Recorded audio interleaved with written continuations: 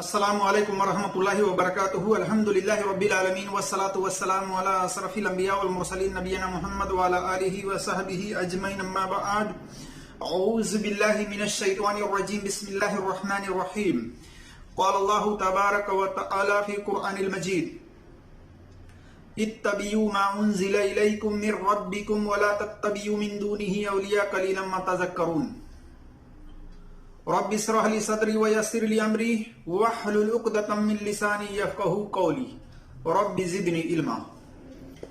میرے عزیز دوستوں اور بھائیوں اور میری اسلامی خواتین و حضرات، اللہ تبارک و تعالی کی توفیق سے میں آپ کے سامنے مفتی طارق مسعود صاحب حنفی دیوبندی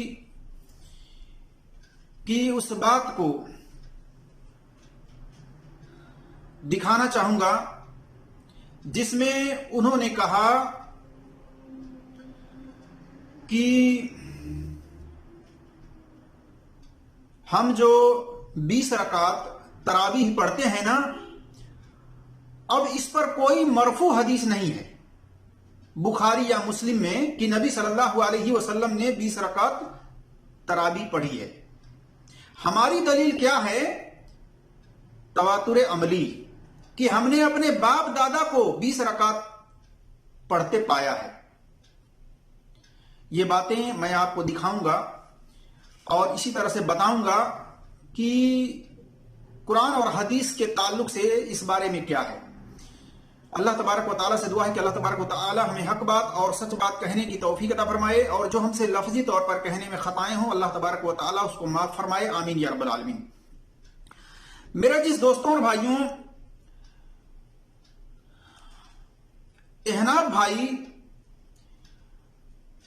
مفتی طارق مسعود صاحب کی باتوں کو معتبر سمجھتے ہیں، اور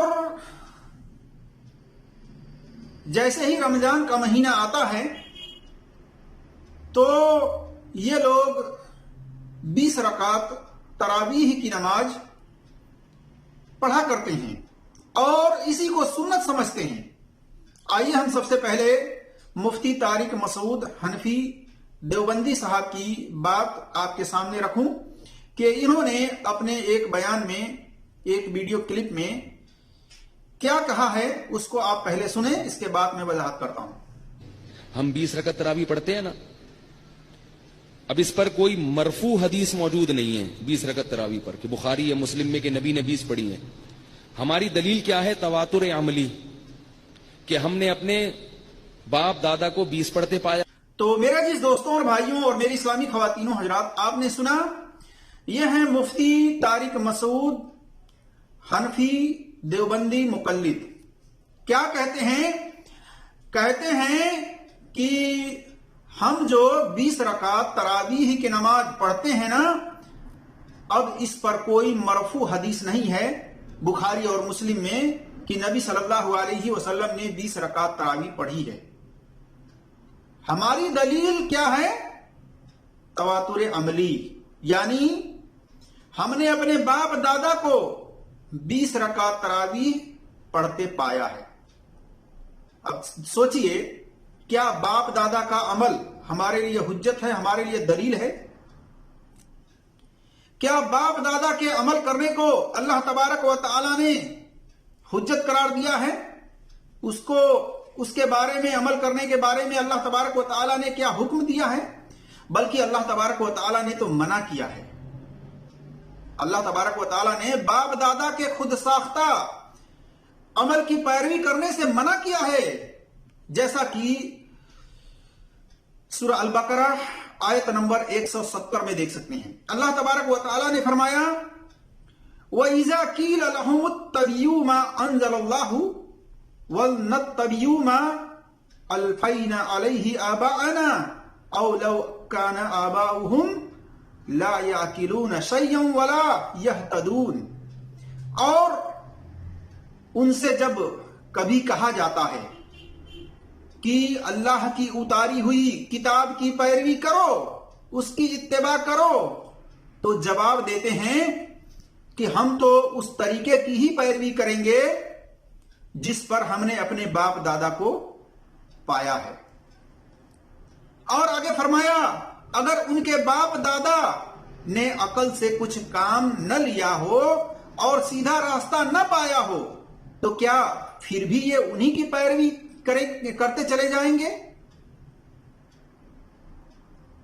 इस तरह की बातें तो कुफारे मक्का करते थे।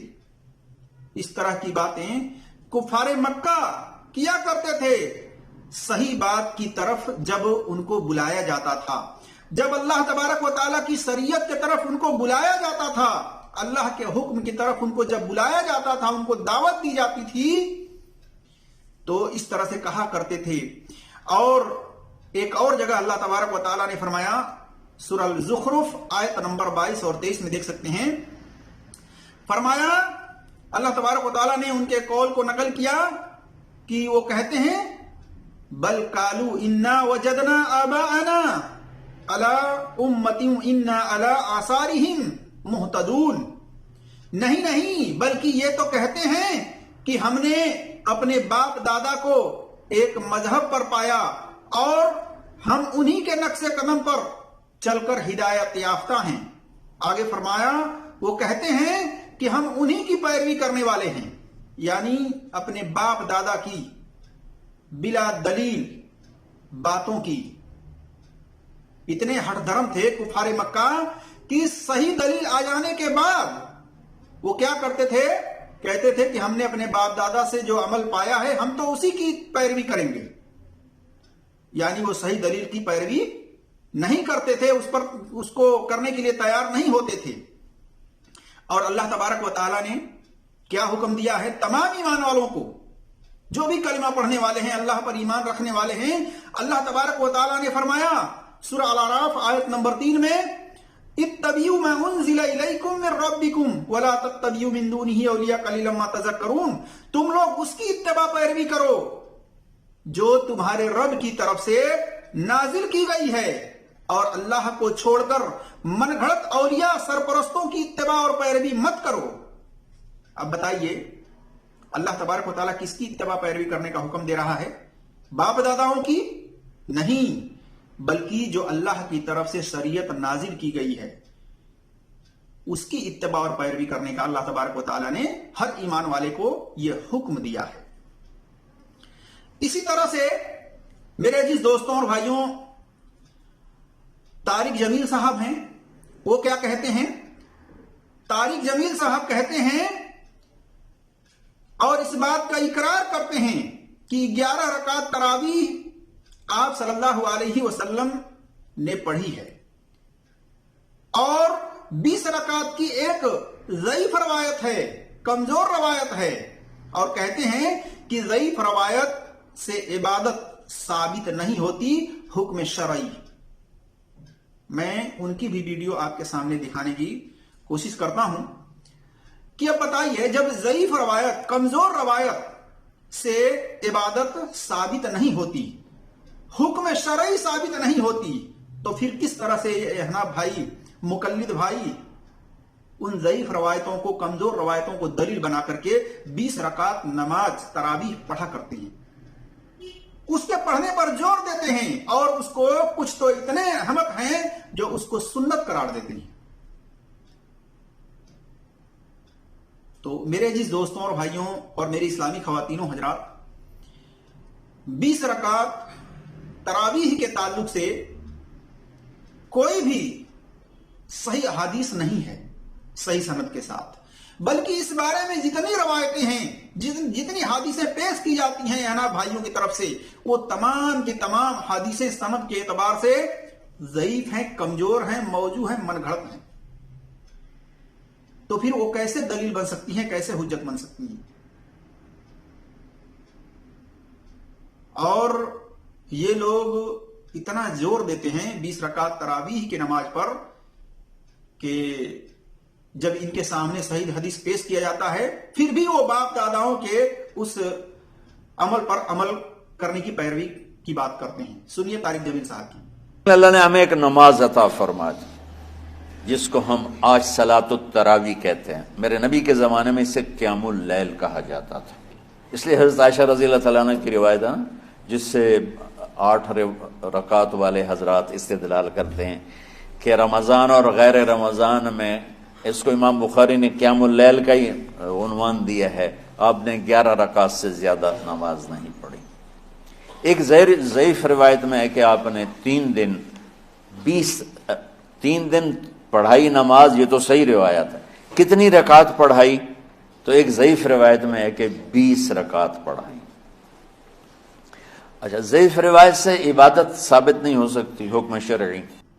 تو میرے عزیز دوستوں اور بھائیوں اور میری اسلامی خواتین و حضرات، آپ نے سنا طارق جمیل حنفی دیوبندی مقلد یہ بھی کیا کہتے ہیں کہ 11 رکعت آپ صلی اللہ علیہ وسلم سے ثابت ہے، جیسا کہ صحیح بخاری وغیرہ کے اندر۔ ایک ضعیف روایت ہے 20 رکعت پڑھنے کی کہ آپ صلی اللہ علیہ وسلم نے جماعت کے ساتھ تراویح کی نماز 20 رکعت پڑھی ہے، کہتے ہیں کہ وہ ضعیف روایت ہے، کمزور روایت ہے، یعنی صحیح نہیں ہے۔ اور ضعیف روایت عبادت میں، ضعیف روایت سے عبادت ثابت نہیں ہوتی حکم شرعی۔ تو جب ثابت ہی نہیں ہوتی ہے تو پھر اس کو کیوں عمل کیا جا رہا ہے، اس پر کیوں زور دیا جا رہا ہے؟ میرے دوستوں اور بھائیوں، اور یہ بات بالکل صحیح ہے کہ آپ صلی اللہ علیہ وسلم سے عام طور پر رات کے اندر آپ صلی اللہ علیہ وسلم، رمضان ہو یا غیر رمضان، اس میں آپ صلی اللہ علیہ وسلم عام طور پر 11 رکعت پڑھا کرتے تھے، جس کو قیام اللیل، صلاۃ اللیل اور تراویح کی نماز لوگ کہا کرتے ہیں۔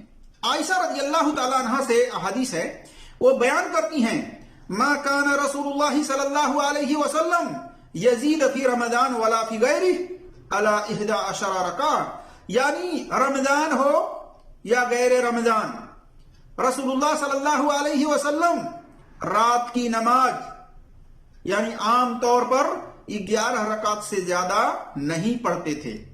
دیکھیے صحیح بخاری میں حدیث نمبر 1147، صحیح مسلم میں حدیث نمبر 738۔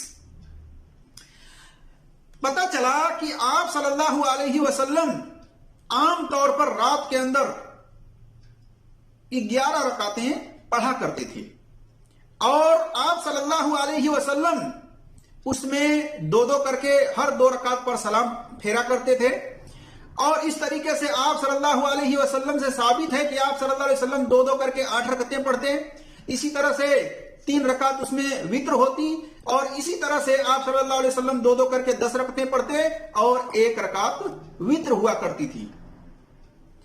جیسا کہ آپ دیکھ سکتے ہیں صحیح مسلم میں حدیث نمبر 736 ہے، اور اسی طرح سے آپ دیکھ سکتے ہیں صحیح مسلم میں حدیث نمبر 1717 ہے، 1718 ہے، اور صحیح بخاری میں حدیث نمبر 1147 ہے، اور صحیح مسلم میں حدیث نمبر 738، 1750، اور اسی طرح سے رسول اللہ صلی اللہ علیہ وسلم سے یہ بھی بات ثابت ہے کہ آپ صلی اللہ علیہ وسلم نے جو 3 راتیں جو رمضان کے آخری عشرے میں جماعت کے ساتھ صحابہ کو لے کر کے پڑھائی تھی، وہ آپ صلی اللہ علیہ وسلم نے 8 رکعتیں پڑھی تھی، اس کے بعد آپ نے وتر پڑھی تھی۔ جیسا کہ جابر بن عبداللہ رضی اللہ تعالیٰ عنہ بیان کرتے ہیں کہ رسول اللہ صلی اللہ علیہ وسلم نے ہمیں رمضان میں 8 رکعت قیام رمضان کرایا تھا، پھر وتر پڑھائے۔ دیکھیے صحیح خزیمہ حدیث نمبر 1070۔ اسی طرح سے موجمل صغیر طبرانی کے اندر جلد نمبر 1 صفحہ نمبر 190، فتح الباری جلد نمبر 3 صفحہ نمبر 12، اور اس کی سند حسن ہے۔ مسند ابی اعلیٰ کے اندر دیکھ سکتے ہیں حدیث نمبر 1802 میں امام ابن خزیمہ نے اور امام ابن حبان نے الموارد میں حدیث نمبر 932 میں اسے صحیح کہا ہے۔ اس میں ایک راوی عیسیٰ بن زرع مشہور جمہور محدثین کے نزدیک ثقہ ہیں، لہذا یہ سند حسن لذات ہے۔ اسی طرح سے اور وجاہت کے ساتھ یہ حدیث دیکھیے، ابو سلمہ رضی اللہ تعالی عنہ بیان کرتی ہیں، عائشہ رضی اللہ تعالی عنہ سے وہ پوچھتی ہیں کہ رمضان میں رسول اللہ صلی اللہ علیہ وسلم کی رات والی نماز کیسی ہوتی تھی، تو انہوں نے کہا تھا کہ رسول اللہ صلی اللہ علیہ وسلم کی نماز رمضان ہو یا غیر رمضان، آپ صلی اللہ علیہ وسلم 11 رکعت سے زیادہ عام طور پر نہیں پڑھا کرتے تھے۔ تو پتہ چلا کہ یہ جو لوگ کہتے ہیں کہ مرفوع حدیث 20 رکعت کی نہیں ہے، تو میرے بھائی کیوں جوڑ دیتے ہو جب مرفوع حدیث نہیں ہے؟ باپ دادا کا عمل خود ساختہ یہ دلیل نہیں ہے، یہ ان کا خود ساختہ دین ہے جس کو چھوڑنے کا حکم اللہ تبارک و تعالیٰ نے دیا ہے۔ تو ہمیں چاہیے کہ ہم باپ دادا کے خود ساختہ عمل کو ترک کریں اور قرآن اور صحیح حدیث سے جو ثابت ہے اس پر عمل کرنے کی کوشش کریں۔ اللہ تبارک و تعالیٰ سے دعا ہے کہ اللہ تبارک و تعالیٰ ہم تمام مسلمانوں کو قرآن اور صحیح حدیث پر عمل کرنے کی توفیق عطا فرمائے۔ آمین یا رب العالمین۔ السلام علیکم ورحمۃ اللہ وبرکاتہ۔